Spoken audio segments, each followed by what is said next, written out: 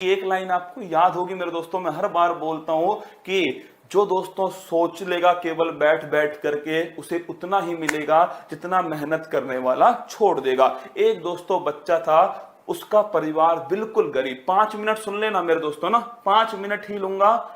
हो सकता है ये 5 मिनट दोस्तों आपकी जिंदगी बदल दे, हो सकता है कोई चेंज आपके अंदर ला दे। और अगर 1 घंटा भी आप कल से एक्स्ट्रा पढ़ते हो ना दोस्तों, तो मुझे जरूर बताना कमेंट बॉक्स के अंदर सुबह 6 बजे। सुनिएगा दोस्तों, हुआ क्या था भाई साहब, एक एक बच्चा था, बड़ा गरीब परिवार से था मेरे दोस्तों। मतलब उसकी माँ बहुत बीमार थी। क्या माँ बहुत बीमार थी मेरे दोस्तों।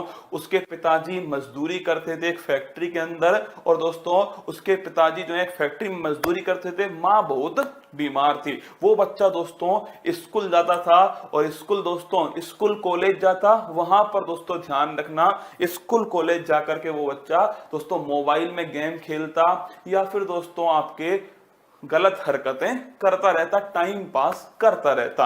एक दिन दोस्तों उसका एक दोस्त था, वो उसके घर पर आ गया, और उस दोस्त ने क्या बोला दोस्तों, उस दोस्त ने जब हालत देखी कि माँ बीमार है, पिता दोस्तों इतना ही कमा पाते हैं कि उस दिन का खाना निकाल पाए, लोन पर उसका दोस्तों शिक्षा एजुकेशन चल रही है, तो उस दोस्त ने उससे पूछा कि तू क्या कर रहा है अपनी जिंदगी में, ये मतलब क्या कर रहा है तू अपनी जिंदगी में, तेरे पिताजी कहाँ फैक्ट्री में क्या काम कर रहे हैं, वहां पसीना बहा रहे हैं अपना, तू यहाँ पर अपना मोबाइल चला रहा है, Facebook Twitter WhatsApp hi hello इसमें लगा हुआ है, कमेंट बॉक्स में हेलो हाय में लगा हुआ है, क्या कर रहा है तू अपनी जिंदगी में।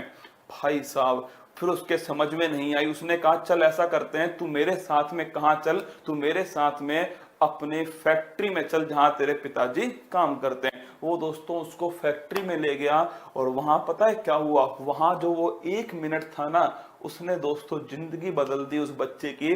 उस 1 मिनट में उसने क्या देखा, उसके पिताजी दोस्तों पसीने से तरातर दोस्तों पसीने से लबालब भरे हुए थे, उसके पिताजी बैठे हुए थे मेरे दोस्तों, तुरंत काम करके बैठे थे। और उनके दोस्तों साथ वाला जो था, उसके पिताजी उससे क्या कहते हैं कि मैं इतनी मेहनत करता हूं फिर भी दो टाइम की जो रोटी है उनका जुगाड़ ही कर पाता हूं, क्या जुगाड़ ही कर पाता हूं।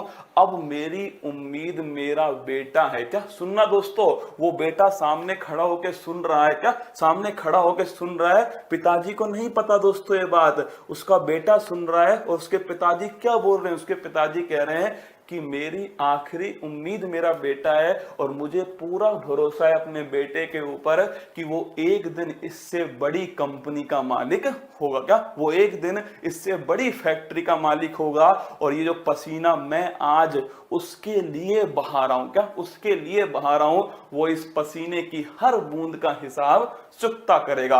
ये बात देख के दोस्तों उसका कांपने लग गया वो बच्चा, थर थर दोस्तों। मतलब कि वो सोचिए उसके ऊपर क्या बीती होगी जब उसके सामने उसके पिताजी ये सब दोस्तों बोल रहे हो। उस दिन के बाद से दोस्तों उसने जम के पढ़ाई की, और वो एक आईएएस ऑफिसर बना। क्या एक आईएएस ऑफिसर बना।